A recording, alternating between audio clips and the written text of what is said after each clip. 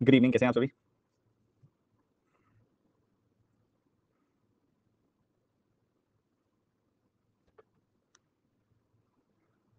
मैं अच्छा हूँ, आप सभी बताओ।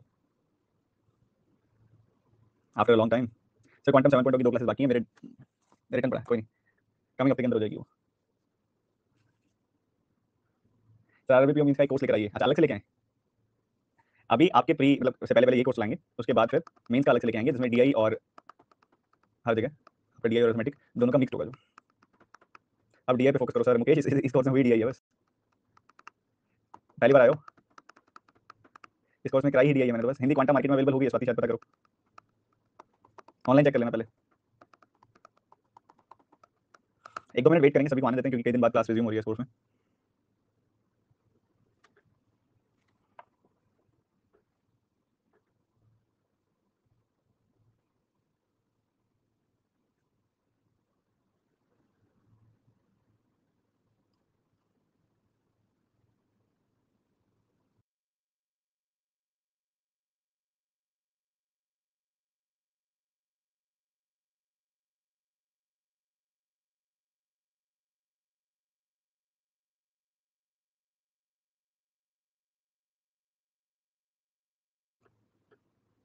फिर कहाँ चले गए? अच्छा, विजिबल नहीं था क्या? मैं क्वांटा देखने चला गया था। क्वांटा नहीं है अभी हिंदी में मार्केट, उसमें अमेज़न वगैरह पे तो अवेलेबल नहीं है। मैं भी पूछता हूँ, आने वाली है बस, आजकल की बात है। चलो भैया आगे सारे शुरू करते हैं अब तो। सर टेंशन हो रही है, इतने सारे एग्जाम हैं तो बच्चों, अच्छी है ना, अपॉर्चुनिटीज है, कोई ना कोई तो निकल ही जाएगा। आप अपना काम पे फोकस करो, कर्म प्रधान, कर्म हमेशा प्रधान रखो। कर्म हमेशा, अगर आपने काम किया अच्छे से तो ऑब्वियसली दिखेगा। मैं चिल्लाता रहता था नोटिफिकेशन सारी आएंगी, पढ़ लो, तुम वेट कर रहे थे नोटिफिकेशन, पढ़ लो। सर मेंस लेवल अरिथमेटिक कहाँ मिलेगा? मेंस लेवल अरिथमेटिक पता कहाँ मिलेगा? पता है कहाँ मिलेगा मेंस लेवल अरिथमेटिक? पता है कहाँ मिलेगा?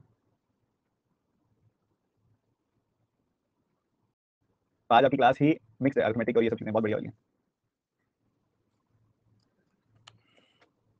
हाँ जी, हाँ जी, हाँ जी, हाँ जी, हाँ जी। चलो कुछ हल्के फुल्के सवालों से शुरुआत करते हैं। जैसे बेसिक का सवाल है, इससे शुरू करते हैं। हिंदी मीडियम वाले बच्चे स्क्रीनशॉट ले लो, अगर आप बिल्कुल हार्डकोर हिंदी में पढ़ना चाहते हो तो। हिंदी में क्वेश्चन सॉल्व करना चाहते हो तो स्क्रीनशॉट ले लो, क्योंकि क्वेश्चन में स्पेसिंग इशू था इसलिए इसको नहीं रखा गया, यहाँ पे सॉल्विंग स्पेस नहीं रहता, नहीं तो स्क्रीनशॉट ले लो, 5 सेकंड बाद ही हट जाएगा हिंदी मीडियम वाले बच्चों। 5 सेकंड में हट जाएगा, स्क्रीनशॉट ले लो।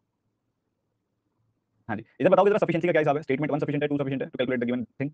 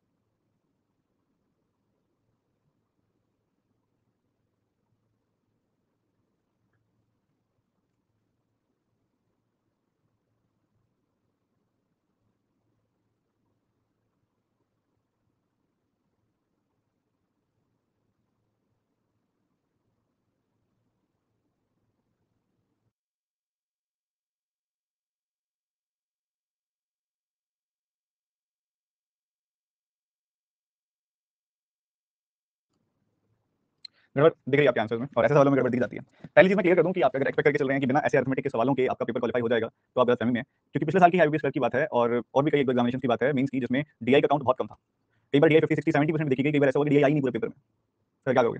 ऐसे सवाल आए होंगे तो छोड़ तो सकते नहीं, छोड़ तो नहीं सकते। अभी देखो, the entry price for cricket stadium में 6000 रुपए, 6000 रुपए का एंट्री प्राइस है। ठीक है, इस 6000 रुपए में देखो एंट्री फीस तो लगी गई, इसके साथ ही तुम्हें 1 महीने तक 30 मैचेस और अलाउ कर दिए गए कि 30 मैचेस तुम खेल सकते हो।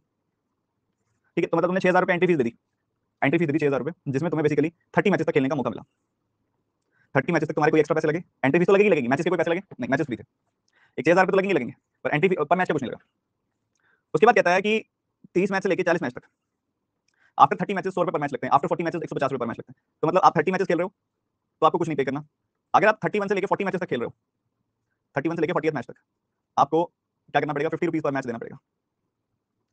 आफ्टर 40 मैचेस, मतलब 41 मैचेस, 41 मैचेस खेलोगे, 50th मैच खेलोगे, यहाँ पर आपको 100 रुपीज पर मैच देना पड़ेगा, 100 रुपीज पर मैच आपको पे करना पड़ेगा, वो ऐसा कह रहा है। ऐसे ही 51 से 60, 61 से 70, 71 से 80, 81 से 90, 91 से 100, ऐसी प्राइसेस बढ़ते जाएंगे। यहाँ 150 रुपीज हो जाएंगे, यहाँ 200 रुपीज हो जाएंगे, उसमें 1 लिखा ना, तो क्या है, इसी पैटर्न को फॉलो करो। यहाँ पे 250 हो जाएंगे, यहाँ पे 300 हो जाएंगे, यहाँ पे 350 हो जाएंगे। इतना इतना खर्चा आएगा, समझ रहे हो, इतना इतना खर्चा आएगा। एक एक मैच के कितने कितने रुपए बनते हैं आपके सामने लिख दिए हैं। ठीक है, बढ़िया। ये सारा डेटा इसने आपको दिया और आपसे सवाल पता क्या पूछा, आपसे सवाल ये पूछा कि जुलाई मंथ के अंदर कितने मैच, जुलाई मंथ में कितना खर्चा हुआ है। इसके लिए आपको निकालना पड़ेगा कि जुलाई मंथ में कितने मैचेस खेले गए हैं, निकालना पड़ेगा, ये निकालना पड़ेगा। अब इनका जनवरी से शुरू हुआ था, जनवरी से शुरू हुआ था, 31 दिनों वाले महीने वाली बात हो गई। ठीक है, अब इधर कहता है the team plays 36 matches in January, 36 match जनवरी में खेलती है टीम, ओके। 45 खेलती है फरवरी में, जैन, फेब, मार्च, अप्रैल, मई, जून, जुलाई। तो वो कहता है कि 36 मैचेस वो जनवरी में खेल रहे हैं, 45 मैचेस फरवरी में खेल रहे हैं, 54 मैचेस मार्च में खेल रहे हैं, वैसे कह रहा है। एंड सोन कह रहा है, सोन कह रहा है मतलब देखो ये नो का गैप, इधर भी नो का गैप, तो आगे भी नो का गैप परस्यू होगा 63, फिर नो का गैप 72, फिर नो का गैप 81, फिर नो का गैप 90। ओके, ठीक बात है, ऐसी बात है, हमको ये सब दिखाई दे रहा है। तो मतलब इधर से नंबर ऑफ मैचेस यहाँ पे निकल गए हैं, नंबर ऑफ मैचेस हमने कैलकुलेट कर लिए हैं कि भैया कितने कितने मैचेस यहाँ पे खेले जा रहे हैं, 90 मैचेस आ गए हमारे पास। अब यहाँ पे आप जो चाहो वो कैलकुलेट कर सकते हो। यहाँ पे ये क्या चाह रहा है आपसे, ये चाह रहा है find the amount spend by team in July, जुलाई में उसने कितना खर्चा किया। तो कोई दिक्कत नहीं है, हम बता सकते हैं जुलाई में उसने कितना खर्चा किया। 81 से 90 वाली रेंज है, 81 से 90 वाली रेंज है, और 81 से 90 वाली रेंज में कितना खर्चा आता है, 300 रुपये पर मैच पे करने पड़ते हैं यहाँ पे, 300 रुपये पर मैच पे करने पड़ते हैं 90 मैचेस खेले हुए हो तो उस हिसाब से हम यहाँ पे वैल्यू निकाल सकते हैं। ठीक है, जो वैल्यू चाहे वो निकाल सकते हैं, टोटल खर्चा भी कैलकुलेट कर सकते हैं भाई कितना टोटल यहाँ पे खेला गया होगा, तो 30 प्लस उसके बाद 60 और, तो मतलब कैलकुलेट हो सकता है, कहने की बात है, इससे तो कैलकुलेट हो जाएगा जैसे भी चाहिए होगा। ठीक है, इस इतना कैलकुलेट हो जाएगा। अब ये पर मंथ का है, ये सिचुएशन पर मंथ की है, तो इनका जब जून का महीना शुरू हुआ होगा, इन्होंने सबसे पहले 6000 रुपये दिए होंगे, 6000 रुपये दिए होंगे, और ये मैच खेल पाए होंगे, उसके बाद 30 मैच मिले होंगे, 30 मैच मिल गए होंगे, खेले हैं 90 मैचेस, तो हर 10 मैचेस के अलग अलग पैसे दिए होंगे, फॉर एवरी 10 मैचेस उन्होंने अलग अलग पैसे दिए होंगे। जो 30 मैचेस के बाद, 30 से 40 मैचेस हैं उनके 50 रुपए हैं, 40 से 50 मैचेस हैं उनके 100 रुपए हैं, 50 से 60 मैचेस हैं उनके 150 रुपए हैं, 60 से 70 के 200 है, 70 से 80 के 250 हैं, और 80 से 90 जब पूरे हो जाएंगे तो उनके 300 है। तो इनको जोड़ दोगे तो आपको वैल्यू पता लग जाएगी कि भैया जुलाई में, सुनो जून है, जुलाई जुलाई में इनका खर्चा कितना हुआ यहाँ से पता लग जाएगा आपको। ठीक है, तो 500, 1000, 1500, तो ये हो गया 3000, 5000 और 8000, 8 और 6, 14000 और 2500, 16500 रुपये आ जाएगा। तो यहाँ से कैलकुलेट बड़े आराम से हो रहा है कि जुलाई में इनका कितना खर्चा आएगा। पर दूसरे स्टेटमेंट आगे देखते हैं, पहले से तो हो रहा है, मतलब ये पॉसिबल है और ये पॉसिबल है, नॉट दिस, ईदर वन और टू, या तो आएगा ईदर वन अलोन आएगा, वन अलोन आएगा, या ईदर वन और टू आएगा, यही दो ऑप्शन रहेगा, तो क्योंकि वन से हो गया। Here the team plays 9 more match in a month than the previous month. Amount paid for each extra match in the month of June and July is same. Amount paid for each extra match in the month of July and June is same. इसके लिए पता क्या करना पड़ेगा, देखो अगर आप दूसरी स्टेटमेंट के हिसाब से चलते हो ना, तो यहाँ पे मानना पड़ेगा आपको x, क्योंकि पता नहीं है जनवरी में कितने खेले, इधर x + 9, इधर x + 18, इधर x + 27, इधर x + 36, इधर x + 45 और इधर x + 54। ठीक है, वो ये कह रहा है कि हर एक में 9 मैच एक्स्ट्रा खेले गए हैं प्रीवियस मंथ के कंपैरिजन में। ठीक है, हमको जनवरी का नहीं पता था तो हमने मान लिया इस तरीके से। फिर और फिर कहता है जितने भी एक्स्ट्रा मैच के लिए जो पैसा दिया गया है जनवरी में और जून में वो सेम है, ये नहीं होगा, इससे नहीं होगा। रीजन बता देता हूँ, ये बहुत कौन कौन से के लिए कह रहे हैं, ये कह रहा है जून जुलाई का ना, जून जुलाई में एक्स्ट्रा मैचेस निकालोगे कैसे, एक्स अपने आप में एक बहुत बड़ा वेरिएबल है इस चीज को लेके। ठीक है, आप निकाल ही नहीं सकते यहाँ पे कि भैया इधर 9 मैचेस एक्स्ट्रा खेले गए हैं, वो कौन से रीजन में आएंगे क्या बता सकते हो, और वो तब तक नहीं बता सकते जब तक एक्स अननोन है।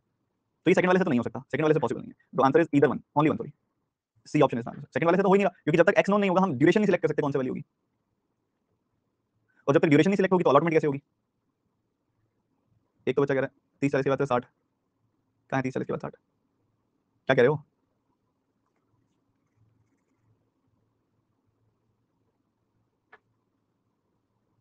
अच्छा ये अरे यार गलती से लिखा गया शायद, लॉजिक नहीं है ना इस बात का कोई। After 30 matches after 100 rupees per match, after 40 matches 150 rupees per match, after 50 matches आएगा, ये गलती से लिखा हुआ है यहाँ पे, क्वेश्चन गलत नहीं है, कई बार टाइपो एरर हो जाता है। ठीक है, तो ये इस तरीके से चलेगा। एक बार मैं दोबारा रिपीट कर देता हूँ, सवाल आपको क्लियर हो जाएगा। देखो वो क्या कहता है कि ना आप किसी भी महीने किसी स्टेडियम में जाते हो, आपको 6000 रुपए देने पड़ते हैं, स्टेडियम की एंट्री फीस होती है, वो एंट्री फीस 6000 रुपए होती है, बट वो उसके अंदर आपको कॉम्प्लीमेंट्री देते हैं, 30 मैचेस खेल सकते हो आप। ठीक है, ये कॉम्प्लीमेंट्री देते हैं, 30 मैचेस तक आपसे कोई पैसा नहीं लेते हो, 30 मैचेस फ्री रहते हैं। उसके बाद वो कहता है 30 के ऊपर कितने भी मैच खेलोगे, मतलब 31st मैच खेलोगे, 32nd मैच खेलोगे और 40th मैचेस तक वो आपसे पर मैच के 50 रुपीज लेते हैं। उसके बाद अगर आप 40 से ज्यादा मैचेस खेलोगे तो आपसे 100 रुपीज पर मैच लेते हैं, अगर आप 50 से ज्यादा खेलोगे तो आपसे 150 रुपीज पर मैच लेते हैं, अगर आप 60 से ज्यादा सिमिलरली 200 रुपए पर मैच हो जाएगा, फिर 50 रुपए और बढ़ जाएगा, फिर 50 रुपए और बढ़ जाएगा, फिर 50 रुपए और बढ़ जाएगा, ऐसे चलेगा, ऐसे चलेगा। तो इस हिसाब से देखें तो ये कह रहा है कि हमारी टीम ने जनवरी में 36 मैचेस खेले हैं, फरवरी में 45, 54 खेले मार्च में, तो दोनों का गैप देख रहे हो, इससे 9 ज्यादा ये है, इससे 9 ज्यादा ये है, दोनों का गैप है, तो इधर 36 उससे 9 ज्यादा ये, उससे 9 ज्यादा ये, तो आगे उससे भी 9 ज्यादा, 9 ज्यादा, 9 ज्यादा और 9 ज्यादा, तो जुलाई में पता लगा 90 मैचेस खेले हमारी टीम ने जुलाई में 90 मैचेस खेले हैं। तो जैसे ही जुलाई आई होगी एंट्री फीस दी होगी हमने 6000 रुपए, जिसके अंदर हमारे 30 मैचेस फ्री हो गए होंगे। उसके बाद 41 से 50 31 से 40 मैचेस तक कितने मैचेस हो गए? 10 मैचेस हो गए। 41 से अपने 30 मैचेस फ्री हो गए, 31 से 40 मैचेस तक 10 रुपए 10 मैचेस हो गए। उन 10 मैचेस से 50 रुपीस लगे। फिर उसके बाद 40 मैचेस हो गए, 41 से 50 मैचेस तक 10 मैचेस हो गए, उनके 100 रुपए लगे पर हेड। उसके बाद ऐसे 51 से 60 10 मैचेस हो गए, उनके 150 रुपए लगे। ऐसे करते-करते 90 मैचेस तक पहुंच गए। ठीक है, 90 मैचेस तक का पता लग गया। अब यहाँ पे क्या है, हमको पता ही नहीं है कि हमारा फर्स्ट मैच कौन सा है, कितने मैचेस खेले हैं जनवरी में, वही पता नहीं है, तो इस दिए गए डेटा से नहीं निकल सकता, क्योंकि जब तक हमें ये नहीं पता कि कौन से वाला मैच है, कौन सी ड्यूरेशन में मैच जाएगा ये वाला, तब तक हम प्राइस की अलॉटमेंट नहीं कर सकते। और जब तक प्राइस की अलॉटमेंट नहीं होगी, इसकी लास्ट वाली लाइन का कोई मतलब नहीं है। तो इसमें सेकंड स्टेटमेंट से नहीं हो पाएगा, ओनली वन से होगा। बहुत प्यारा सवाल था। अब इधर थोड़ा बहुत डेटा दिया हुआ है आपको, इस डेटा पे बेस्ड आगे 2-3 सवाल हैं। इस टाइप के क्वेश्चन बहुत आते हैं आपके मेंस के पेपर में, कि एक थोड़ा डेटा देके उसके ऊपर 2-3 सवाल ऐसे ही देखोगे ना, सवाल ऐसे, एक ये क्वेश्चन है, एक ये क्वेश्चन है इस पे बेस्ड।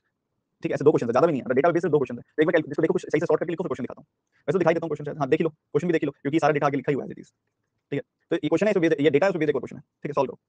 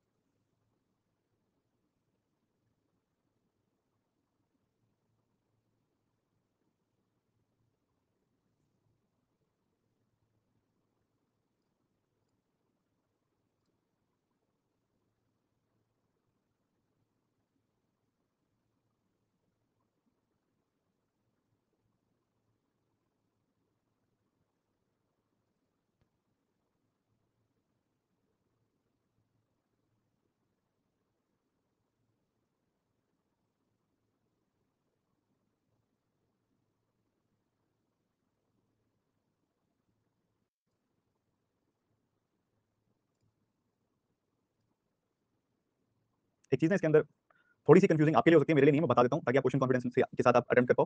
टोटल नेट रेवेन्यू आना चाहिए इसका, ठीक है, total net revenue word use होना चाहिए। बाकी टोटल रेवेन्यू का भी एक्चुअल मतलब तो वही होगा, क्योंकि री इन्वेस्ट जो हो रहा है रेवेन्यू, उसी को लिखा जाता है हमेशा परसेंटेज, बट नेट रेवेन्यू से वो चीज थोड़ी ज्यादा क्लियर हो जाएगी। क्वेश्चन अल्टीमेट है, मतलब मजा सा ही आ गया पढ़ के, तो मेरे दिमाग में कुछ हद तक सॉल्व भी हो गया।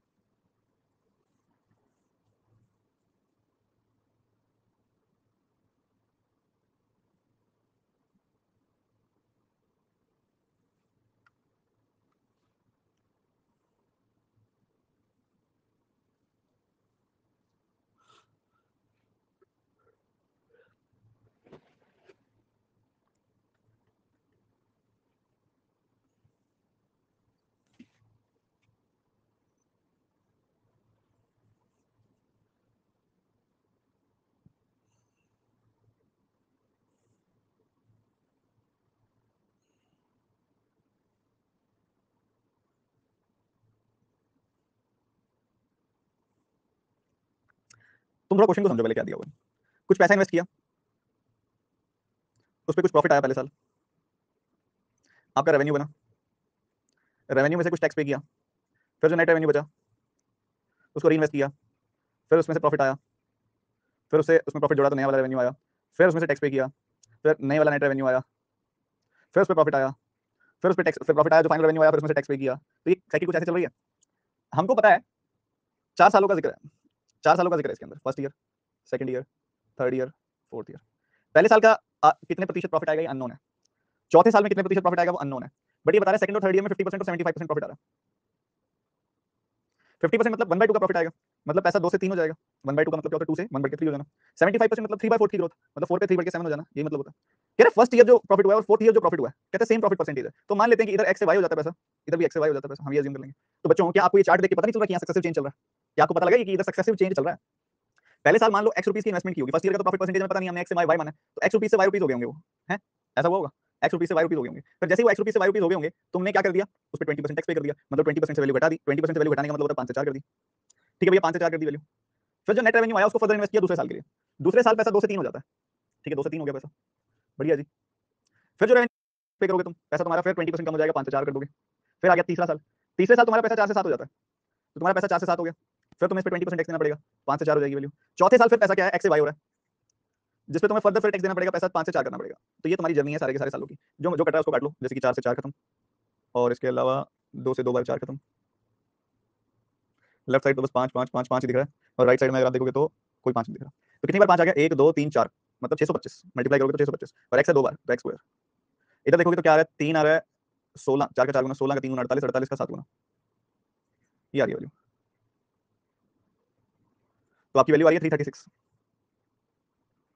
Y square. ये वैल्यूज आ रही है आपके पास, बहुत प्यारी सी वैल्यूज आ रही है। ठीक है, ये आपकी वैल्यूज आ गई हैं। ओवरऑल इतना चेंज आया है, नहीं ये मिस किया ना, ये भी तो आएगा 336 का डबल आ जाएगा इधर। ठीक है, तो ये 2 है, इनको शायद नहीं बोल के हमने 4 4 16 16 3 48 48 2 96 7 करना था, तो ये आएगा। चाहे 96 का 7 टाइम कर दो, 700 में से 28 कम आ जाएगी वैल्यू, 300 672 आ जाएगी वैल्यू, तो 672 आएगी वैल्यू। तो ओवरऑल इतना चेंज आया 625 से 625 एक्स स्क्वायर से आपका पैसा 672 वाई स्क्वायर हो गया। उसके बाद सवाल में वो कह रहा है कि ओवरऑल चेंज आया 68% का। 68% मतलब 17/25, क्योंकि 4% का 17 गुना है, मतलब ओवरऑल आपका पैसा जो है वो 25 पे 17 बढ़ के 25 पे 17 बढ़ के 42 हो गया। ओके, दैट्स ग्रेट, ये तो बढ़िया हुआ। तो आपने 25 से कैंसिल किया, 25 का ये 25 बार कटेगा। आपने 21 से कैंसिल किया, ये 2 बार कटेगा। 21 से कैंसिल किया, ये 3 बार आएगा 63 और 2 बार आएगा 42। 16 से कटोगे ये अलग बन जाएगा। तो x square by y square कितना आ जाएगा, 16/25। तो एक्स बाय वाई क्या आ जाएगा, रूट कर दोगे 4 और 5। तो पैसा एक्स से वाई हो रहा है, इसका क्या मतलब होगा, 4 से 5 हो रहा है पैसा, मतलब 1 बढ़ रहा है 4 पे, 1 बढ़ रहा है 4 पे, मतलब 100 पे कितना। मुझे पता है कई बच्चे क्रिटिसिज्म करते हैं ना मेरे मेथड्स का, तो मुझे बोलते हैं सर आपके ये रेशियो वाले अप्रोच में मेंस में नहीं लगते। ये कितना ज्यादा गंदा सवाल है दिखने में। देखो मैंने तो अपना खेल यहाँ भी खेल लिया, आप खेलने वाले बनो।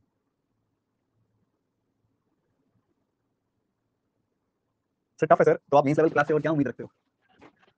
आप मेंस लेवल क्लास से और क्या उम्मीद रखते हो? सिंप्लीफिकेशन पढ़ें?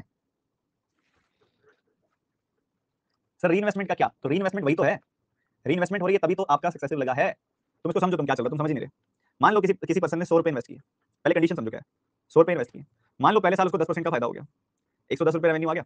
उसी रेवेन्यू में से after he had to pay 20% tax on the total revenue, principal plus profit. 20% tax pay कर दिया इसने, 22 का टैक्स पे कर दिया, बच कितना गया 88। अब अगले साल इस 88 पे मान लो आपका रेवेन्यू आ गया कुछ 25% का रेवेन्यू आ गया, मान लो 25% का रेवेन्यू आ गया, या फिर मान लो 50% का रेवेन्यू आ गया, कुछ भी आ गया। मान लो 50% का रेवेन्यू आ गया दूसरे साल इसमें, मतलब 44 का रेवेन्यू, 44 का प्रॉफिट आ गया इसमें, तो 132 आ जाएगा। फिर इसके ऊपर क्या करोगे आप, 20% टैक्स पे करोगे।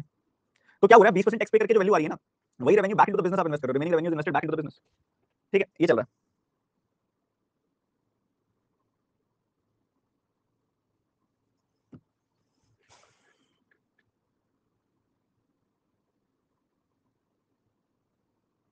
एक सेकंड रुकिएगा।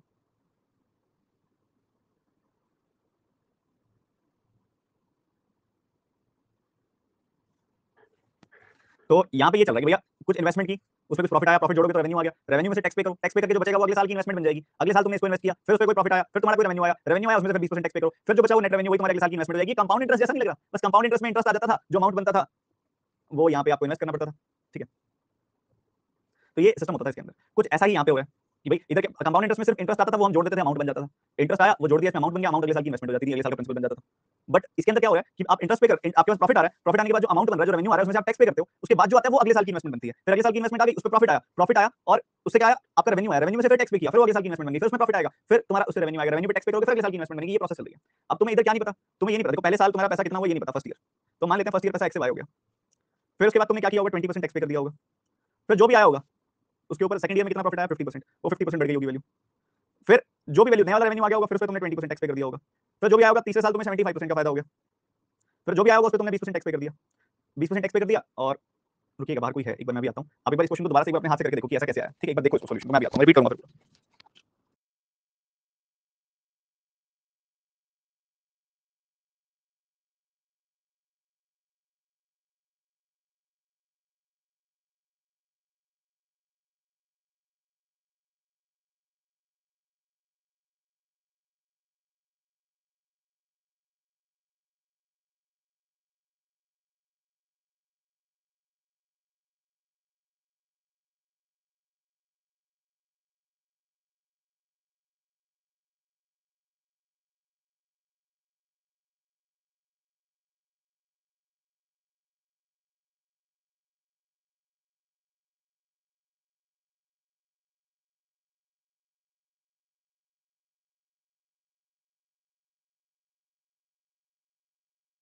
हाँ जी, तो क्वेश्चन में वापस आते हैं। तो क्या हुआ, देखो हमें पता है कि पहले साल पैसा एक्स से वाई हुआ, क्योंकि हमें रेट नहीं पता ना, तो पहले साल का रेट नहीं पता, तो मान लेंगे कि एक्स वाई की रेशियो एक्स से पैसा वाई हो जाता है। उसके बाद हमें दूसरे साल पता है कि 50% का प्रॉफिट आता है, 1/2 का प्रॉफिट आता है, 2 से 3 हो जाता है पैसा। फिर हमें पता है 75% का 3/4 का प्रॉफिट आता है, मतलब 4 पे 3 बढ़ के 7 हो जाता है पैसा। चौथे साल का फिर नहीं पता, बट वो कहते हैं कि पहले साल और चौथे साल का रेट बराबर है, यहाँ पे प्रॉफिट बराबर है, तो एक्स से वाई होगा पैसा। तो ये तो हर साल के प्रॉफिट परसेंटेजेस हैं। ठीक है, अब जरा वापस आते हैं सवाल पे। तो पहले साल पैसा एक्स से वाई हुआ, रेवेन्यू आ गया भाई हमारे हाथ में, अब इस पे 20% टैक्स पे करें, 1/5 टैक्स पे करें, 5 पे 1 का टैक्स पे कर दिया, 4 हो गई वैल्यू। फिर दूसरे साल का रेवेन्यू आ गया, दूसरे साल की नेट रेवेन्यू आ गया, तो दूसरे साल की इन्वेस्टमेंट बन जाएगी, उस पे 50% इंटरेस्ट आ गया, 50% इंटरेस्ट आया, 2 से 3 हो गया पैसा, फिर से रेवेन्यू आ गया नया वाला, फिर उस पे टैक्स पे करो, 20% का 5 से 4 हो जाएगी वैल्यू। फिर तीसरे साल 75% 3/4 का फायदा, तो 4 पे 3 का फायदा 7 हो गई वैल्यू, फिर टैक्स पे करो, 5 पे 4 हो जाएगी वैल्यू, फिर x से y हो जाएगी वैल्यू बाद में, दोबारा से चौथे साल, फिर उस पे टैक्स पे करो, जो कटता था काट दिया, वर्टिकली मल्टीप्लाई किया तो ये वैल्यू आ गई। अब वो कह रहा है कि from the starting point two the final point, पहले साल से लेके आखिरी साल तक नेट 68% का प्रॉफिट आया, ओवरऑल प्रॉफिट परसेंटेज 4 सालों का आया 68%, 68% माने 68/100, 4 से काटोगे 17/25, या फिर आपको पता होना चाहिए कि 68% 17 गुना होता है 4% का, तो 1/25 का 17 गुना, तो 25 की अगर इन्वेस्टमेंट की होती तो उस पे 17 का इंटरेस्ट आके वो 42 बन गया होता, तो 25 से 42 हो रही है ओवरऑल वैल्यू, स्टार्टिंग पॉइंट और फाइनल पॉइंट की रेशियो आती है, यहाँ से भी इधर से हमारे पास है, काटा बेटा सॉल्व किया, x से y होने का मतलब है 4 से 5 हो जाना। बताओ जी, आया मजा? जल्दी से बताओ, आया क्या मजा? आनंद की प्राप्ति हुई? चलो भाई इसी पे बेस अभी एक और सवाल भी है, वो करके दिखाओ।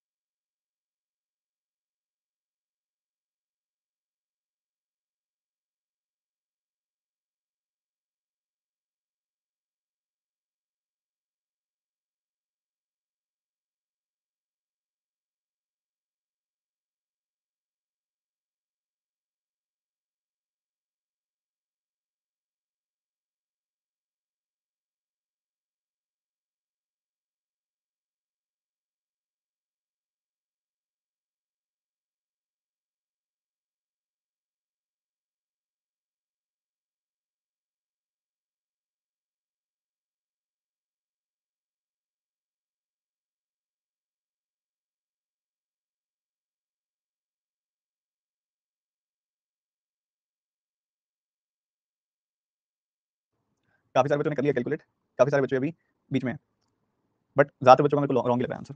तो देख लो क्या वैल्यू है, किस तरीके से करना है कैलकुलेट, ये भी समझ लो। सबसे पहली चीज आपको ये समझनी है कि भैया निकालना क्या चाह रहा है, ये निकालना क्या चाह रहा है। Total profit at the end of the 4 years is 15,000, ये 1,53,000। ओके, 68% की वैल्यू दे दी इसने आपको, सही है, बढ़िया। सबसे पहली चीज आपको यहाँ पे निकालना चाहिए, देखो मान लो इसमें पता कैपिटल वाले तरीके से करेंगे ना, तो मैं तो करूंगा एक तरीका इसका लगा दूंगा, बट वो कॉम्प्लिकेट कर जाएगा, करें फिर भी, चलो करते हैं। फर्स्ट ईयर पे कितना टैक्स पे करना है, देखो फर्स्ट ईयर पे कितना टैक्स पे करोगे। अब तुमको पता है पहले तुम्हारी वैल्यू बढ़ेगी 25% से, पहले साल निकाली ना वैल्यू, अब तो पिछले साल 25% से वैल्यू बढ़ेगी, तो 25% से जो वैल्यू बढ़ेगी उसका 25% से जो वैल्यू बढ़ेगी उसका 20% टैक्स पे करना है,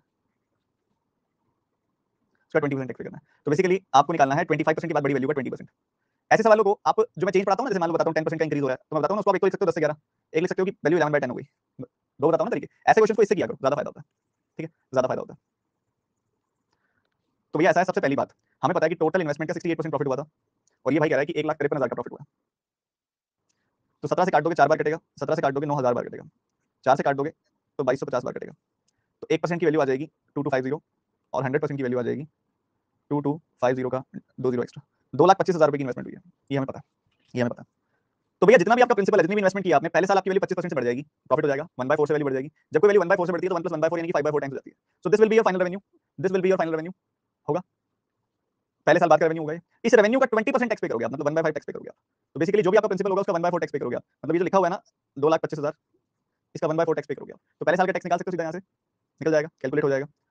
तो ये 4 का 5 गुना कटेगा, 4 का 6 गुना 24, 4 का 2 गुना 8, 4 का 5 गुना, तो ये आ जाएगी वैल्यू 56,250 रुपए, पहले साल का टैक्स आएगा।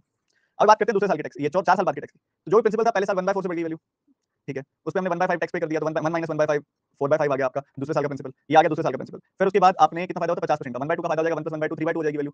फिर 20% टैक्स पे कर दोगे तो ये आ जाएगा 4/5, ये आ जाएगा दूसरे साल का प्रिंसिपल, ये तीसरे साल का प्रिंसिपल। तीसरे साल के प्रिंसिपल पे फिर आपको जो फायदा होगा वो 3/4 का होगा, तो 1 + 3/4 7/4 में जाएगा वो, और आपको 7/4 इसमें टैक्स पे कर दो 4/5, ये मिल जाएगा चौथे साल का प्रिंसिपल। तो चौथे साल का प्रिंसिपल मिल गया। अब उसके बाद चौथे साल के प्रिंसिपल पे फायदा कितना होगा, 25% का मतलब 5/4, ये मिल गया चौथे साल का रेवेन्यू। अब 4/5 मत कर देना, क्योंकि ये चौथे साल का रेवेन्यू है, हमने बताया चौथे साल में टैक्स कितना पे किया, तो ये चौथे साल का रेवेन्यू आया, इसका 1/5 टैक्स पे किया तुमने चौथे साल, ठीक है। तो जो कटता काट दो, जैसे कि ये कट गया, ये कट गया, ये कट गया, ये कट गया, न्यूमरेटर में 7 और 3 बच रहा है बस, 21p बटे में 100, ये इतना आया आपका कुल मिला के टैक्स। प्रिंसिपल कितना है? 2,25,000। सो 2250 का डबल करोगे 4500 आई की वैल्यू, एक जीरो लग जाएगी 45,000, 2250 का एक गुना इसमें जोड़ दो, सो यू विल गेट 47250, 47250। तो 4 साल बाद जो टैक्स बनेगा वो 47250 बनेगा, और यहाँ जो बनेगा वो 56,250 रुपये बनेगा।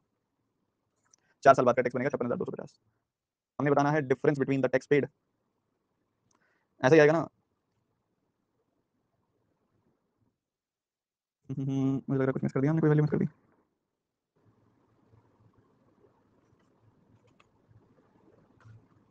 चार साल बाद तो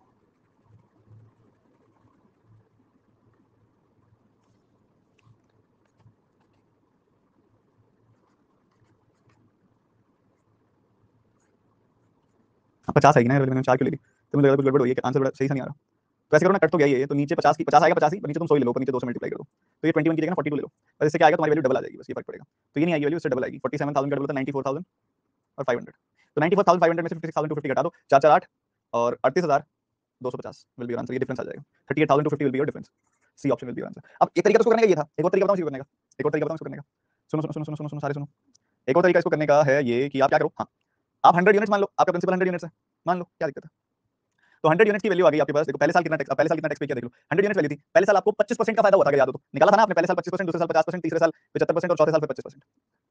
तो पहले साल 1/4 का फायदा हो गया, तो वैल्यू हो गई 5/4। फिर जितना भी रेवेन्यू आया इसका 1/5 टैक्स पे कर दिया, तो कितनी आ गई वैल्यू, 25 यूनिट, तो 25 यूनिट का टैक्स पे कर दिया। ये पहले साल की बात है, ये फर्स्ट ईयर का डेटा। सेकंड ईयर पे वो 4 इयर्स के बाद कितना टैक्स पे किया देखो, पहले साल 25% का फायदा हो गया, 5/4 हो गई वैल्यू, फिर उसमें से 1/5 टैक्स पे कर दिया, तो इसका 4/5 अगले साल के लिए इन्वेस्ट कर दिया।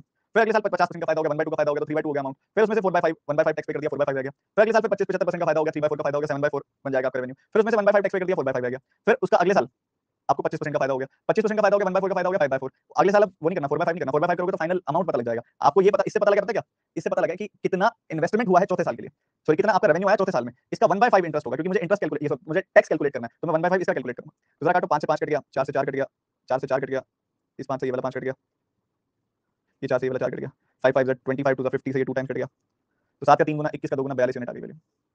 ठीक है, मुझे इस 42 यूनिट और इस 25 यूनिट का डिफरेंस बताना है, तो कितना आएगा, 17 यूनिट आ जाएगी ना वैल्यू, 17 यूनिट इन दोनों की। अच्छा, प्रॉफिट कितना आया था, 68 यूनिट्स प्रॉफिट आया था, 100 यूनिट्स का 68%। तो जो 68 यूनिट्स मेरा प्रॉफिट आया, उसका 1/4 आया हमारा ये डिफरेंस।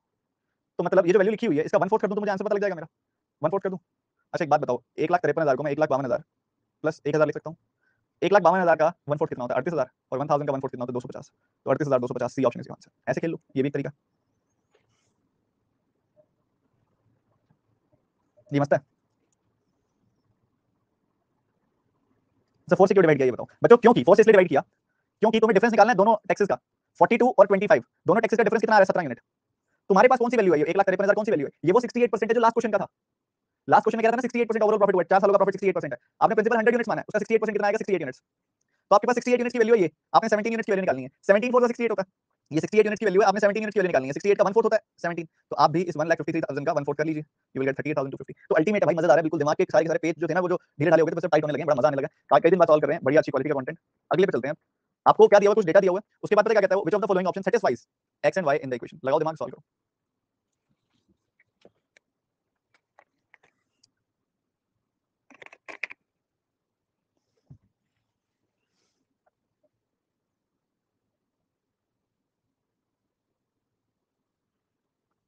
Nice question.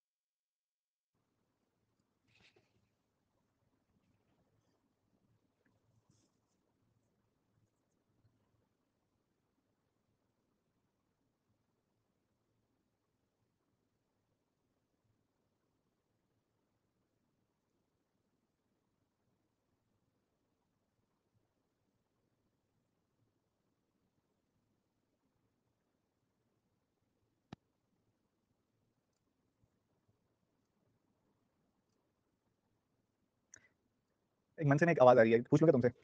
आ रहे मजे कहते रहते मेंस पढ़ाओ मेंस पढ़ाओ मेंस पढ़ाओ। 90% हर बार गलत कर रहे हो तुम नालायकों। 90% बच्चे सवाल गलत कर रहे हैं।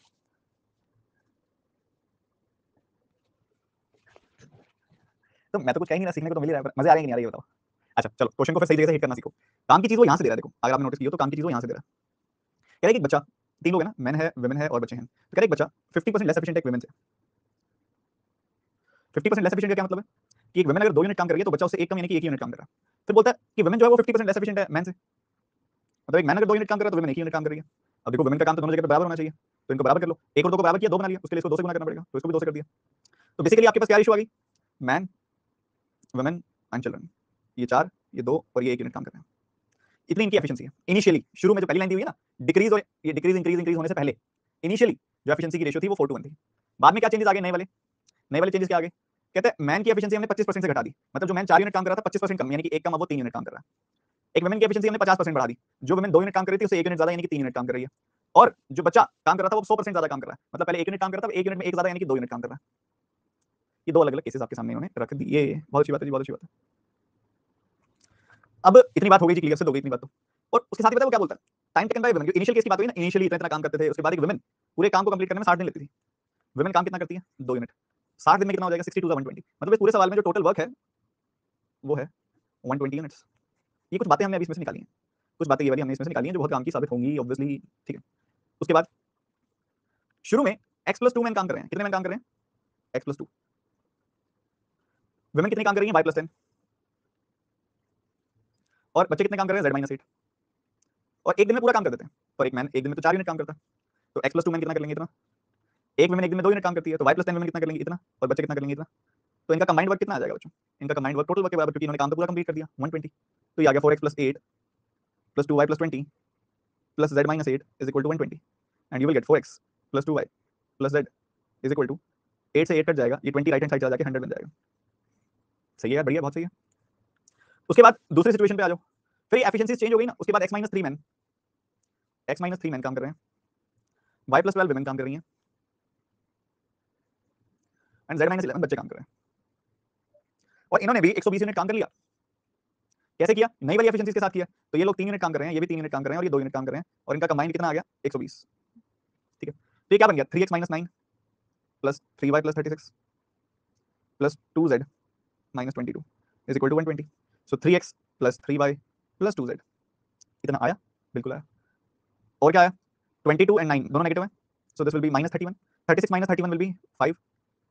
सो इधर से आपको क्या मिल जाएगा, 3x + 3y + 2z is equal to 120। अच्छा ये जनाब आपसे क्या पूछ रहे हैं, यही सब डेटा, इसके अलावा कोई तीसरी चीज दी नहीं हुई पूरे सवाल में। ये आपसे पूछ रहे हैं x और y को सेटिस्फाई करने वाले नंबर्स बताओ, इन सब में कौन से हैं। तो मतलब z का कोई लेना देना नहीं है, मतलब z एलिमिनेट कर दूं, क्योंकि z का कोई लेना देना नहीं है, तो z एलिमिनेट कर देते हैं। तो एक काम करो भैया, ऊपर वाली इक्वेशन को डबल कर दो, क्योंकि इधर 2z इधर भी 2z हो जाना चाहिए, ठीक है। डबल कर दिया तो 4x का बन गया 8x, 2y का बन गया 4y, और z का बन गया 2z। 8x 4y 2z is equal to 200। नीचे वाली इक्वेशन ऐसी रहने दो, 3x + 3y + 2z is equal to, रुको मैंने कुछ मिस किया आई थिंक, ये 5 घटाना भूल गया ना मैं, 120 - 5 115 की वैल्यू, ठीक है। तो ये 115 आ गई वैल्यू, इसमें से इसको घटा दो, ये तो कट जाएगा, और आपको यहाँ क्या मिलेगा, 5x + y is equal to 5। 5 नहीं 85, ठीक है, ऐसा मिलेगा, सॉर्टेड है, बढ़िया। अब वो क्या कहता है, पुट करके देख लो भैया, x की वैल्यू को 15 और y की वैल्यू को 10 पुट करना। 15 का 5 गुना 75, y का 10 गुना 10, ये सेटिस्फाई कर रहा है पहले वाला तो। 20 15 नहीं करेगा सेटिस्फाई ऑब्वियसली, 100 से ऊपर जा रही है वैल्यू। 10 20 भी नहीं करेगा, क्योंकि वो देखोगे तो 50 20 70 आ रही है वैल्यू। 15 20 करेगा क्या, 15 10 ने कर लिया तो 15 20 तो करेगा नहीं obviously. So first option satisfy कर रहा है और कोई ऑप्शन सेटिस्फाई नहीं कर रहा है, इसको तुम्हारा खेल यहीं पे समाप्त हो गया। तुम बताओ क्या कहते हो, मजा आया कि नहीं आया पूरे सवाल के अंदर। सिर्फ पहले वाला ए ऑप्शन इज द आंसर, किसी ने किया ही नहीं है, मैं इतनी उम्मीदों से वेट कर रहा था, तुम कर दोगे। ई सही था, मम्मी या पापा आसपास बैठे हैं, उनको कहना जरा मेरा मैसेज देना, पीछे से टपली दें तुम्हें एक। ई ऑप्शन सही था।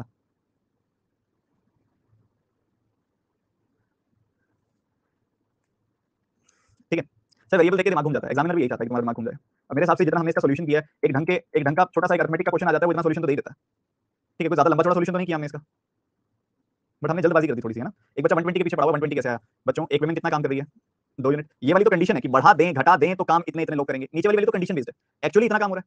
एक्चुअली एक वुमेन 2 यूनिट काम कर रही है, और एक वुमेन जब 60 दिन में काम पूरा कर रही है, तो 2 यूनिट काम जब 60 दिन तक होगा तो 120 यूनिट काम होगा, तो टोटल वर्क 120 यूनिट है, बस यही था और कुछ नहीं था।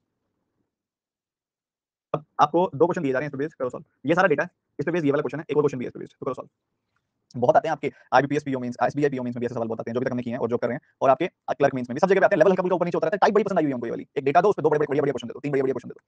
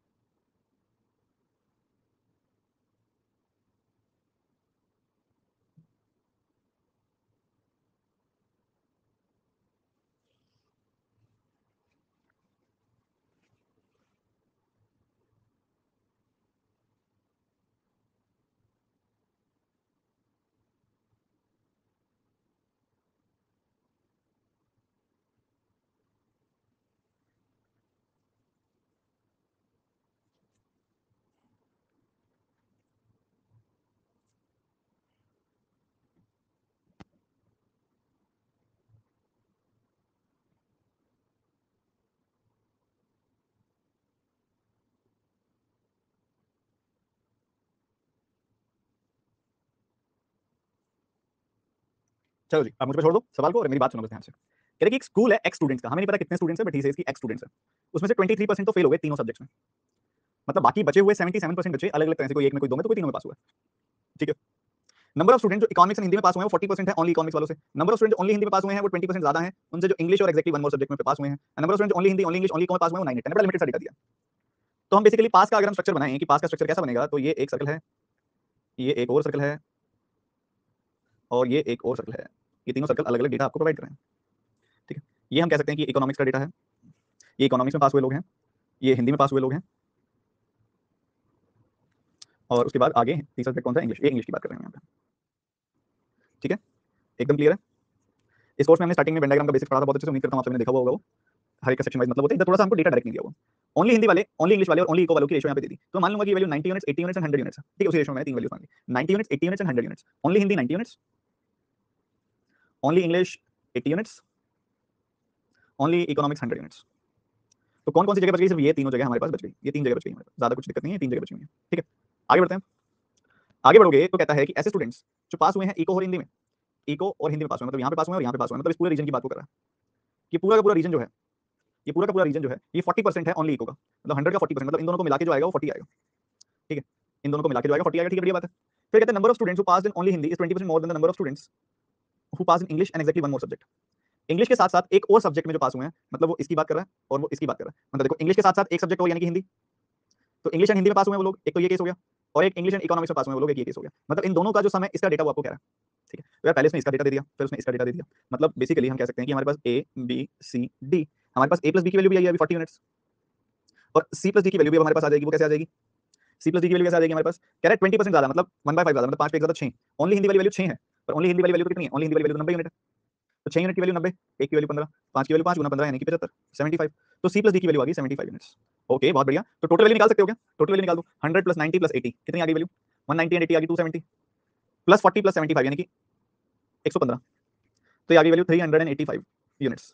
385 यूनिट्स आ गई आपके पास वैल्यू। ये 385 यूनिट जो वैल्यू आई है, कितने बच्चे हैं, 23% बच्चे फेल हो गए। 100 में से 23% बच्चे फेल हो गए, तो बाकी 77% बच्चे बचे हुए हैं।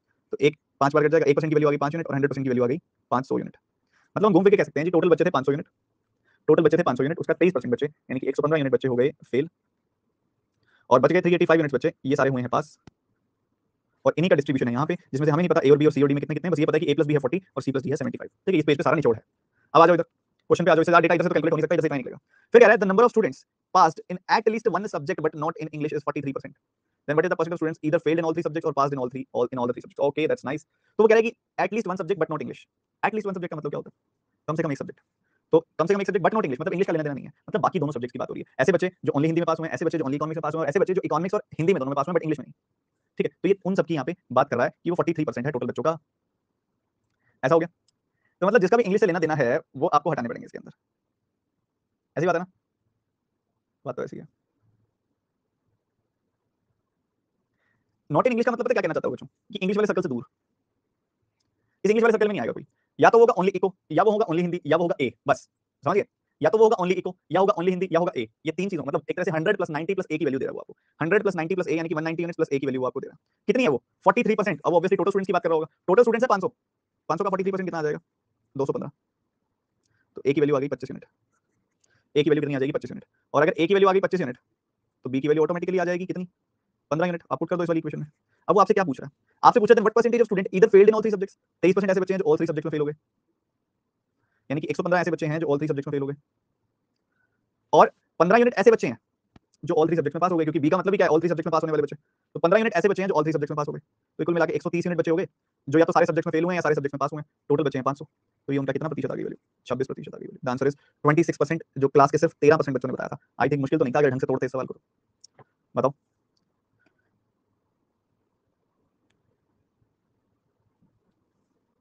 सर 43% कहां से आया? अरे ये रहा ना लाइक 43%। और कई बच्चे कह रहे हैं 115 कहां से आया? 23%, 500 का 115। सर गलत शुरू कर दिया सर। सर आप इतना इजी कैसे बना देते हो? एक सिंपल सी बात बता दूं मैं तुमको, तुमको हमेशा मेरी मेंस वाली क्लास कभी मेंस वाली लगेगी नहीं, जब मैं सॉल्यूशन बता दूंगा। सॉल्यूशन बताने से पहले लगेगी बस। हाँ जी कृष्णा, ऐसे कर सकते हो बहुत आराम से, वो मुझे भी आ गया था दिमाग में, बट सॉल्यूशन कॉम्प्लिकेटेड हो जाता है, मैं वैसे बताता हूँ। मेरे क्वेश्चन देने और मेरे सॉल्व करने के टाइम के बीच में तुम्हें मेंस की क्लास लगेगी। एक बार मैंने एक्सप्लेन कर दिया, उसके बाद मेंस का क्वेश्चन लगेगा नहीं वो आपको। यही फर्क होता है टीचर में। ठीक है, यही यहीं से फर्क आ जाता है। अब एक बार मैं रिपीट कर रहा हूँ, मेरी बात ध्यान से सुन लो सारे के सारे बच्चे। उसने मेरे को बोला कि only Hindi, only English, only eco वाले जो लोग हैं वो 9, 8, 10 की रेशो में। तो मैंने उनको 90 यूनिट्स, 80 यूनिट्स एंड 100 यूनिट्स मान लिया। उसके बाद उसने बोला ऐसे लोग जो इको और हिंदी में पास हुए, मतलब इस पूरे के पूरे सेक्शन की वो बात कर रहा था, मतलब A+B की बात कर रहा था, कहता है वो 40% ऑफ ओनली इको, यानी 100 यूनिट का 40% मतलब 40 यूनिट्स है। ठीक है, सिमिलरली उसने एक रिलेशन ऐसा दिया यहाँ पे भी 20% मोर वाला, 5 से 6, 20% मोर मतलब 5 से 6 होना। ओनली हिंदी वाले 6 यूनिट है, मतलब 90 यूनिट है। तो 6 की वैल्यू 90 यूनिट, तो 5 की वैल्यू 5 गुना 15 यानी कि 75 यूनिट आ जाएगी। 75 यूनिट कौन है? The one who pass in English and one more subject. English और इंग्लिश के साथ एक सब्जेक्ट और में पास हुए हैं, तो ये इंग्लिश वाले बच्चे हैं। इंग्लिश ये वाला सेक्शन नहीं ले सकता मैं, क्योंकि इंग्लिश के साथ दो सब्जेक्ट में पास हुए हैं। नहीं, उसने बोला इंग्लिश और इंग्लिश के साथ वन मोर सब्जेक्ट, मतलब ये वाला सेक्शन, ये इंग्लिश के साथ हिंदी वाले बच्चे हैं, ये इंग्लिश के साथ इको वाले बच्चे हैं। तो ये सी और डी के लिए वो बोल रहा है कि वो 75 यूनिट है। खत्म है, सॉर्टेड है, बढ़िया। तो ए प्लस बी की वैल्यू आ गई 40, सी प्लस डी की वैल्यू आ गई 75, तो 100 प्लस 90 प्लस 80 प्लस 40 प्लस 75, इन सबको जोड़ दिया तो आ गया 385। पर हमने देखा कि उसमें तो कहा 23% बच्चे फेल हुए हैं, बाकी 77% का डिस्ट्रीब्यूशन हम आपको दे रहे हैं, मतलब 23% बच्चे फेल हो गए थे ना, तो 100 माइनस 23%, 77% बच्चे इस ग्राफ में इस डिस्ट्रीब्यूशन में आएंगे, तो 77% की वैल्यू 385 आ गई, तो 1% की वैल्यू आ गई 500, 100% की वैल्यू आ गई 500। बढ़िया जी बढ़िया, एकदम बढ़िया। उसके बाद आगे बढ़ो, वो कहता है कि टोटल बच्चों का 43%, मतलब 500 का 43% यानी कि 215 कौन है? ये वो बच्चे हैं जो एटलीस्ट वन सब्जेक्ट में फेल हुए हैं, पास हुए हैं बट नॉट इंग्लिश, मतलब इंग्लिश से जिसका कोई वास्ता नहीं है, इंग्लिश वाले सर्कल से जिसका कोई वास्ता नहीं है, मतलब ऐसे बच्चे जो ओनली इको में पास हुए हैं, ऐसे बच्चे जो ओनली हिंदी में पास हुए हैं, और ऐसे बच्चे जो eco and Hindi but not English में पास हुए हैं, मतलब 100 प्लस ए प्लस 90, इन बच्चों का सम है ये। तो 190 प्लस ए का सम है ये, तो ए की वैल्यू आ गई 25। अगर ए की वैल्यू आ गई 25, यहां पुट कर दिया, बी की वैल्यू आ जाएगी 15। तो हमसे वो क्या पूछ रहा है? ऐसे बच्चे जो तीनों में फेल हुए हैं, ऐसे बच्चे जो तीनों में पास हुए हैं, उनका परसेंटेज बताओ। ऐसे बच्चे जो तीनों में फेल हुए थे वो 115 थे, ऐसे बच्चे जो तीनों में पास हुए थे यानी कि बी वो 15 है, तो हमें बताना है कि 115 प्लस 15 यानी कि 130, 500 का कितना प्रतिशत है? सॉल्व कर दिया, 26%। ये डेटा नोट डाउन कर लो, इस पे भी एक सवाल और भी आ गया। ठीक है, डेटा नोट डाउन कर लो सारा। फिर दूसरा सवाल दिखाता हूं इसका। I am giving you 30 to 40 seconds to note every stuff written on this page, जल्दी से जल्दी।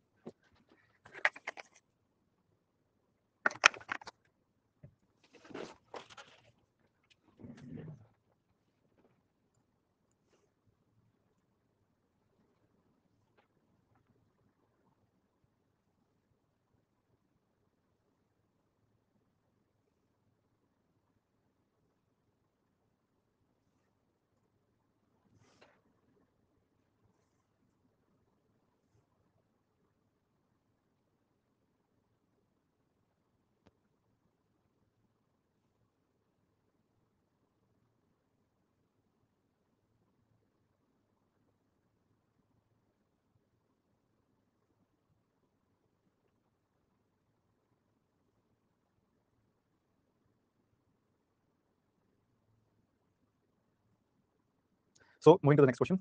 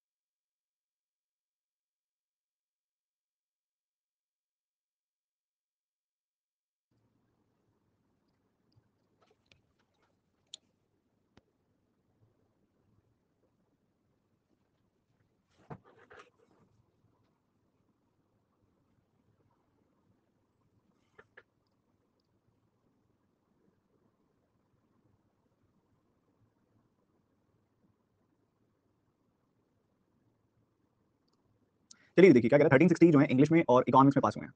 इंग्लिश वाला सर्कल क्या है पूरा का पूरा, ये आपके सामने इंग्लिश वाला सर्कल है, तो मतलब सीबीडी की वैल्यू यहाँ से मिलेगी आपको। एक सिंपल सी बात है, अगर आपको सीबीडी की वैल्यू पता लग जाएगी तो सीडी की वैल्यू बी की पता लग जाएगी, बी की पता लग जाएगी, ए की पता लग जाएगी। ए और बी की इंडिविजुअल वैल्यूज आ जाएंगी आपके पास पहले वाले से। और जब आप दूसरी तरफ मूव करेंगे आपको इसके साथ साथ आपको क्या है, इकोनॉमिक्स में भी इतने बच्चे पास हुए हैं, इकोनॉमिक्स में जब इतने बच्चे पास हुए होंगे तो आपको एबीसी की वैल्यू पता चल जाएगी, एबी की वैल्यू पता, सी की पता लग जाएगी, सी की पता लगी तो डी की पता लग जाएगी, तो इससे एबीसीडी सारे आ जाएंगे। उसके बाद कह रहा है if 200 students passed in only Hindi and economics, only Hindi and economics का मतलब है ए की वैल्यू 200 है। ओके, ये भी पता लग गया। तो इससे क्या होगा, इंडिविजुअली यहाँ से वैल्यू आ जाएंगी। सॉरी यहाँ पे अभी तो सर एग्जैक्ट वैल्यू नहीं है, सर ये बोला इसकी जरूरत पड़ेगी बाद में, ठीक है। Find number of students passing exactly two subjects. चलिए बहुत बढ़िया, समझते हैं, देखते हैं और बात करते हैं सवाल की। ठीक है, सबसे पहले अगर आप देखो तो ये पूरा का पूरा सर्कल है 100 यूनिट्स प्लस ए प्लस बी प्लस सी। तो आपके पास ए प्लस बी की वैल्यू, अगर मैं सिर्फ इकोनॉमिक्स की बात करूं तो इकोनॉमिक्स की वैल्यू क्या है ये बताओ। ए प्लस बी मतलब 40 यूनिट्स, तो 100 प्लस 40 140, 140 प्लस सी, तो 140 यूनिट्स प्लस सी की वैल्यू है 1360। ठीक है बढ़िया। अगर मैं इसकी बात करूं इंग्लिश की, तो मेरे पास सी प्लस डी की वैल्यू है कितनी है 75, तो 80 प्लस 75 कितना होता है 155, तो 155 प्लस बी, 155 प्लस बी की वैल्यू कितनी आ गई 1360। बहुत ही सही है, बढ़िया, बहुत ही बढ़िया। अब पिछले सवाल का इस्तेमाल, पिछले सवाल के डेटा का इस्तेमाल हम इसमें नहीं कर सकते क्योंकि उसने ऐसा कुछ बोला नहीं है आपको कि मतलब ये ए और बी की जो इंडिविजुअल वैल्यूज है इनका इस्तेमाल नहीं कर सकते आप, क्योंकि वो पिछले सवाल में निकाल गई थी। ठीक है, अब इतना हो गया, सॉर्टेड है। फिर वो कहते हैं 200 students passed in only Hindi and economics, 200 students passed in only Hindi and economics, only Hindi and economics, यानी कि ए की वैल्यू आपको दे रहा है कि ए की वैल्यू जो है वो 200 है, ऐसा वो आपको दे रहा है। Find the number of students who passed in exactly two subjects, मतलब वो आपसे एग्जैक्टली टू सब्जेक्ट्स मतलब ए प्लस सी प्लस डी की वैल्यू निकालने के लिए कह रहा है, A plus C plus D की वैल्यू निकालने के लिए वो आपसे कह रहा है।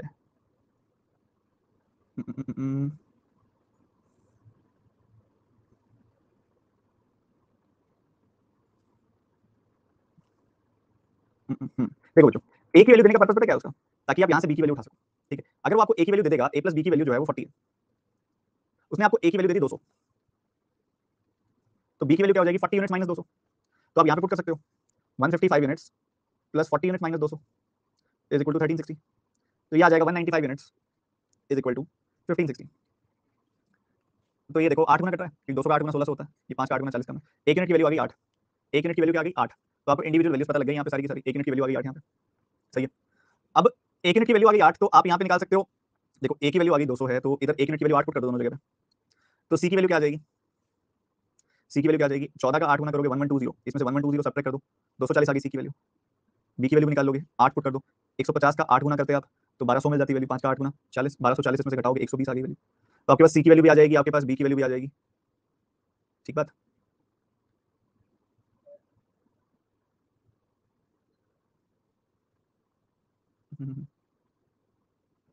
और ए की वैल्यू तो है ही आपके पास, और इसी हिसाब से डी की भी निकाल सकते हो, क्योंकि सी प्लस डी की वैल्यू है 75 यूनिट्स, और 75 यूनिट की वैल्यू कितनी आ जाएगी, 1 यूनिट की वैल्यू आ गई 8, तो 600 आ गई वैल्यू, 75 इंटू 8 154, 600 आ गई वैल्यू, जिसमें से सी की वैल्यू है 240, तो डी की वैल्यू कितनी आ जाएगी 360। हाँ ये आ गई वैल्यू हमारे पास, तो ए की आ गई, बी सी डी सब की आ गई। हमने क्या बताना है, हमने बताना है then find the student passing exactly two subjects, exactly two subject का मतलब है A plus C plus D, तो ये भी दो है, ये भी दो है, ये भी दो है, तो A plus C plus D, A है 200, सी है 240, डी है 360, so the sum will be 800। इस तरीके से इसको बनाना है। बताओ जी, आया मजा?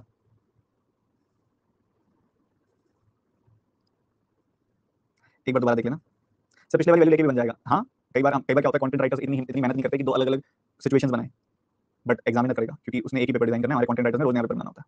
ठीक है, तो वो हर क्वेश्चन में अलग सिचुएशन डालता है, ये बिल्कुल भी गलती मत करना कि पिछले सिचुएशन के क्वेश्चन की पिछले सिचुएशन पिछले डेटा को इसमें डाल दो। जो बच्चे डायरेक्ट कर रहे हैं ना, डायरेक्ट भी हो रहा है ये सब हो रहा है, उन्होंने क्या किया पिछला डेटा इसमें डाला। ठीक है, पिछला डेटा इसमें डाला, ये गलती कभी मत करना, एग्जामिनर इसी पे खेलता है। क्लियर आ गया, जिनका डायरेक्ट हो रहा था वो इसी वजह से हो रहा था, समझ गए?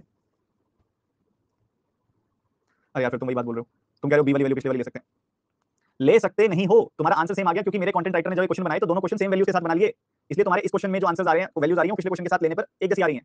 पर एग्जामिनर अगर एक इस डेटा पे 3 क्वेश्चन बनाएगा तो तीनों में अलग अलग वैल्यूज लेगा, जब तक वो मेंशन नहीं करेगा कि use the values given in the previous question, तब तक नहीं लेना है। नहीं तो मैं थोड़ी ना पागल बैठा हूं जो पिछले सवाल के मेरे को डायरेक्ट दिखते हुए फिर भी नहीं मैं कर रहा, क्योंकि मैं तुमको यही समझाना चाह रहा हूं, तुम नहीं लेना तुमने, नहीं तो मैं भी उठा लेता, मेरे लिए कितना आसान हो जाता सवाल। चलो एक छोटा सा ब्रेक लो, पानी वानी पी लो, जिसमें वॉशरूम जाओ, फिर रिज्यूम करते हैं, जल्दी से जाके वापस आओ।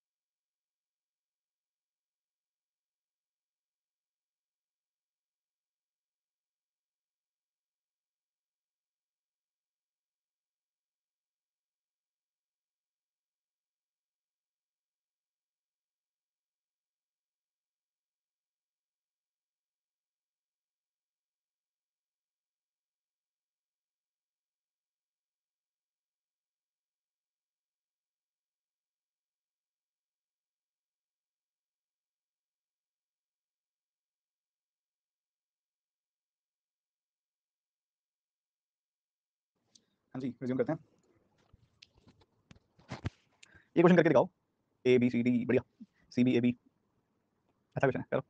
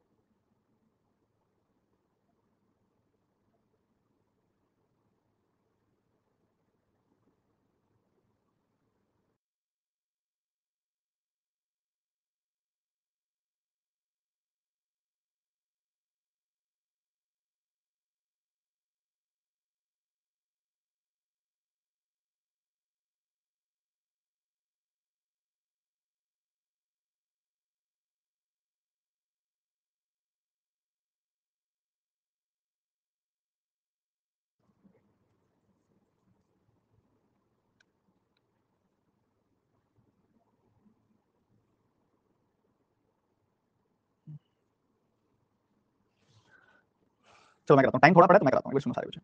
मान लो राम ने पैसा इन्वेस्ट किया x रुपीज का, रमन ने पैसा इन्वेस्ट किया y रुपीज का। पहले वाले पर्सन ने x रुपीज इन्वेस्ट किया, दूसरे वाले पर्सन ने y रुपीज इन्वेस्ट किया। पहले वाले ने x रुपीज इन्वेस्ट किया, दूसरे वाले ने y रुपीज इन्वेस्ट किया। ठीक बात, बढ़िया बात है, एकदम बढ़िया जी, बिल्कुल बढ़िया। अब एक सिंपल सी बात देखो, 2 साल के लिए पैसा डाला, स्कीम है, स्कीम बी, स्कीम है, स्कीम बी, स्कीम ए है सिंपल इंटरेस्ट वाली, और राम ने x रुपीज डाले सिंपल इंटरेस्ट पे, तो r% के हिसाब से 2 सालों में कितना इंटरेस्ट आ जाएगा, 2r%। ठीक है, और यहाँ पे कितना आ जाएगा, r इंटू r बाय 100%, इतना इंटरेस्ट आ जाएगा। ठीक है, फिर क्या कर दिया, मैंने शफल कर दिया, इसने पैसा डाला इसमें, और इसने पैसा डाला 2r%, मतलब सिंपल इंटरेस्ट पे डाल दिया इसने पैसा। ठीक है, पहली केस में जो इंटरेस्ट आया वो 8600 आया, दूसरे केस में जो इंटरेस्ट आया वो 8400 आया। ठीक है, बेसिक चीज है। आप एक काम करो, उसमें से इसको घटा दो, घटा दो, घटा दो। जब घटाओगे तो इधर से 2r% कट जाएगा, और x इंटू r² बाय 100% बच जाएगा। इधर घटाओगे तो अगेन 2r में से 2r यहाँ पे माइनस का बचेगा, ध्यान रखना, क्योंकि जब इसमें से इसको घटाओगे तो नेगेटिव साइन हो जाएगा। और जब इसमें से इसको घटाओगे तो 2r% घट जाएगा, इस बार y का पॉजिटिव r² बाय 100% बच जाएगा, और राइट हैंड साइड 200 आ जाएगा।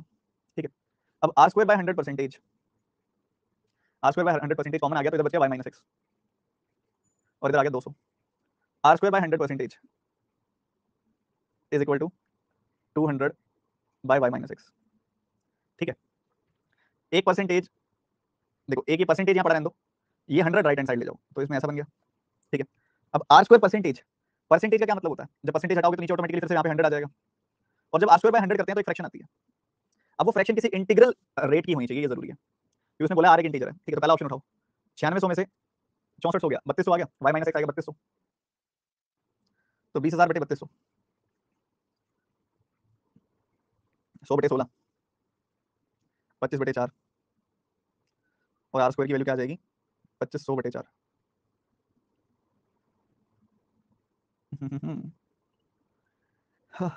रूट करोगे तो क्या आ जाएगी, 50/2, जो कि आ जाएगी 25%। तो इससे तो इंटीग्रल आ रहा है वैल्यू, इससे इंटीग्रल आ रही है वैल्यू।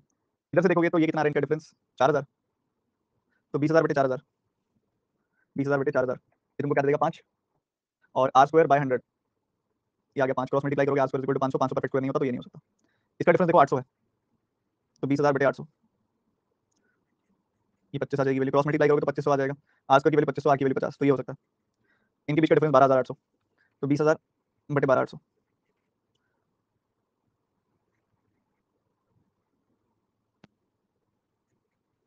25 बटे 16 आ गई वैल्यू। और जब वो करोगे क्रॉस मल्टीप्लाई करोगे तो 2500 बटे 16 आ जाएगी वैल्यू, ठीक है। और रूट करोगे तो क्या आएगा ऊपर 50 नीचे 4, तो यहाँ पे आएगा तुम्हारा 12.5%, जो कि इंटीजर नहीं होता है, तो ये भी नहीं हो सकती value. The answer is B and C and B only, A option is the answer. आया मजा? Sorry A and C, A and C, A and C option में नहीं है, नन ऑफ दीस आंसर आएगा। बी एंड सी कर दिया मैंने गलती से, A and C none of these, ठीक है। आया मजा? आनंद आया कि नहीं आया? प्रीमियम क्वेश्चन सर, हाँ बहुत अच्छी क्वालिटी के सवाल है यार। मैं दोबारा बता रहा हूँ, छोटा सा क्विक रिपीट कर रहा हूँ, ध्यान से सुनो। मैंने एक्स और वाई मान लिया, इनके प्रिंसिपल्स हैं। R% एक साल में इंटरेस्ट आएगा, 2 साल में 2R%, तो x रुपीस पे 2R% सिंपल इंटरेस्ट आ गया। y को डाला कंपाउंड पे, तो r plus r into r by 100, यानी कि 2R% प्लस r² इतना इंटरेस्ट आ जाएगा, 8600 के बराबर है। अब शफल कर दिया, इसको कंपाउंड में डाल दिया, इसको सिंपल में डाल दिया। 8600 बटा 8400 में से तो ऊपर वाली बेस नीचे वाली इक्वेशन सब्ट्रैक्ट कर दो, तो 2R% 2R% कट गया, सब्ट्रैक्ट करोगे तो माइनस साइन इसके साथ जाएगा, माइनस x का r² 100%। इसमें से इसको घटाओगे तो 2r से 2r कट जाएगा, r² 100% किसका आएगा? y का। r² 100% y कॉमन आ जाएगा, r² 100% कॉमन आ जाएगा, y माइनस x बन गया, राइट हैंड साइड 200 आ गई वैल्यू, ठीक है। ये आ गया y माइनस x लेगा राइट हैंड साइड में, परसेंटेज और 100 दोनों ऊपर मल्टीप्लाई कर सकते हो तुम इससे, ठीक है। मल्टीप्लाई कर दिया ऊपर, ये 0 से चला गया, एक परसेंटेज का भी 2 0 चली जाएंगी इसके साथ ही, ठीक है। पहले कर लो नहीं तो बाद में कर लेना। फिर बस y माइनस x की वैल्यू पुट करते जाओ, r की वैल्यू इंटीजर आनी चाहिए, a और c में आ रही है, a और c तुम्हारा आंसर हो गया, ठीक है। तो ये तुम्हें करना है, ये चीज जरूरी है, ठीक है। आगे की जो मेंस की क्लासेस है उनके बारे में सुन लो, अभी आगे की मेंस क्लासेस का ना कंफर्म नहीं है कि कब कब कौन-कौन सी डेट्स होंगी, 15-16 तक मैं एक्टिवली मेंस की क्लासेस लूंगा, उसके बाद मैं ये वाला कोर्स कर दूंगा एंड। सुनना मेरी बात, पहले पेशेंस से सुन लेना बात। ये वाला कोर्स एंड करने का क्या पर्पस है, क्योंकि इस कोर्स का नाम है मेंस लेवल डेटा इंटरप्रिटेशन। अब डेटा इंटरप्रिटेशन सिर्फ डेटा इंटरप्रिटेशन से काम नहीं चलेगा ना, जब फ्री हो जाएगा आपका, तो यहाँ पे हम क्या करेंगे, पहले कर लेंगे हम डीआई करेंगे आगे की क्लासेस में 15-16 तारीख तक, ठीक है। अल्टरनेट डेज पे क्लासेस होगी, 15-16 तारीख तक डीआई कर लेंगे, फिर इस कोर्स को मैं कर दूंगा बंद। और फिर जैसे ही आपका आरआरबी, क्योंकि उसके बाद पढ़ने का भी कोई लॉजिक नहीं है, 15-16 के बाद मेंस का नहीं पढ़ना है, क्योंकि उसके बाद प्री काफी पास आ जाएगा। और तुम्हारे प्री से नेक्स्ट डे, जिस दिन तुम्हारा प्री हो जाएगा, उससे अगले दिन से मैं एक नया कोर्स लॉन्च कर दूंगा, जो इसी का फॉलो अप कोर्स होगा, जिसमें अरिथमेटिक और मेंस लेवल डीआई दोनों चीजें कराऊंगा मैं, और उसकी फ्रीक्वेंसी थोड़ी ज्यादा रख देंगे, ठीक है। तो वो ज्यादा करवाऊंगा मैं, ये अभी तक का शेड्यूल है। इस महीने कौन-कौन सी डेट्स को क्लासेस होने वाली हैं, ये अभी हम देखेंगे, अभी मैं भाई प्लान आउट ही कर रहा हूं, आपको बता दूंगा। पहले हमारा टारगेट होगा 2 क्लासेस लेके ना, मंडे ट्यूसडे को तो मैं 90% ये चांस है कि मंडे ट्यूसडे को तो मैं क्वांटम 7 पॉइंट खत्म करूंगा, जो बच्चों के रह रहे हैं। एक प्रोबेबिलिटी की क्लास रह रही है, एक और एक्स्ट्रा क्लास रह रही है, तो वो दोनों क्लासेस लेके मैं खत्म करूंगा। और ये जो है आपका मेंस लेवल वाला, इसकी उसके बाद शुरू करेंगे, थर्सडे से वेडनेसडे से शुरू करेंगे, उसके बाद और अल्टरनेट डेज पे चलाएंगे। मजा आना चाहिए, मेन बात है क्लास रिवाइज करो, विद्या मैगजीन सॉल्व करो, मेंस का कंटेंट सॉल्व करो, मेंस के टेस्ट दो, अनअकैडमी में मेंस के बहुत सारे टेस्ट हैं, जहां पे तुमने टेस्ट दिया हो मेंस के वहां टेस्ट दो। अभी 15-16 तक तुम मेंस का बहुत एक्सटेंसिवली पढ़ो, उसके बाद थोड़ा कम कर देना, प्री ज्यादा पढ़ना, ठीक है। और जो नए बच्चे आए हैं, आज बहुत सारे बच्चों को समझ नहीं आया होगा, मेंस का कोर्स उन्हीं बच्चों को समझ आ सकता है बहुत बढ़िया तरीके से, जिन्होंने एक बार प्री प्लस मेंस वाला जो मॉर्निंग वाला कोर्स है वो अच्छे से किया हुआ, ठीक है। जो जैसे 10 वाला कोर्स चल रहा है, वो एक किया हुआ होगा, क्वांटम 7.2 6.2 5.2 4.2 कोई भी किया हुआ होगा तो बहुत अच्छे से समझ आएगा मेंस वाला। नहीं तो थोड़ी सी कमी रहेगी, क्योंकि अरिथमेटिक बहुत इस्तेमाल होगी आगे, ठीक है। चलो मिलते हैं अगली क्लास में, बाय।